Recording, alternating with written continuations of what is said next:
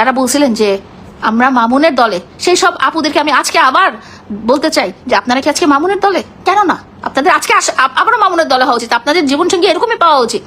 প্রতিদিন মারবে, প্রতিদিন টাকার জন্য আপনাকে অত্যাচার করবে, আপনার টাকায় নিবে, আপনার টাকায় পড়বে, ঘুরবে, ফুটানি করবে এবং আপনাকেই মারবে, এবং দিন শেষে যখন আপনার টাকা শেষ হয়ে যাবে তখন আপনাকে ছুঁড়ে ফেলে দিবে। ওইসব ব্র্যান্ড প্রমোটার আপুরা যারা মামুনের সাপোর্ট করেছিলেন তাদের জীবনসঙ্গী যেন আল্লাহ তাআলা এরকম বানিয়ে দেয়। সত্যি বললাম, এই যে বললাম না যে সে মেয়ে ব্যবহার করেছে, ছেলে ব্যবহার করেছে, হিজড়া ব্যবহার করেছে, তাহলে তার কত বিকৃত মানসিকতা। সে এমন কোনো ড্রাগস নাই যে ড্রাগসে অ্যাডিক্টেড। এবং আপনারা টেস্ট করেন, ডোপ টেস্ট করেন, হারফেস টেস্ট করেন, এইচআইভি টেস্ট করেন, সব পজিটিভ।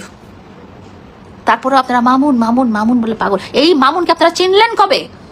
এই মামুনকে চিনলেন যখন লাইলা ওকে বস্তি থেকে নিয়ে বাড়ি ধারা এনে রেখেছে। সেই লাইলা যখন এই কথাগুলো বলতে পারতেছে, লাইলা যখন তার ভালোবাসার মানুষ সম্পর্কে এই কথাগুলো বলতে পারতেছে, তখন আপনাদের বিশ্বাস করা উচিত। কারণ এই মামুনের কাছ থেকে আমার কিছু পাওয়ার নাই। এ এক একটা মেয়েকে ধরবে, শুধু মেয়ে না, এক একটা ছেলেকে ধরবে, এক একটা হিজড়াকে ধরবে, তাদের টাকা পয়সা নিবে, তাদের সাথে শারীরিক সম্পর্ক করবে। যতদিন টাকা পয়সা থাকবে ততদিন থাকবে, যখন টাকা পয়সা শেষ হয়ে যাবে তখন সে লাথি মেরে চলে যাবে।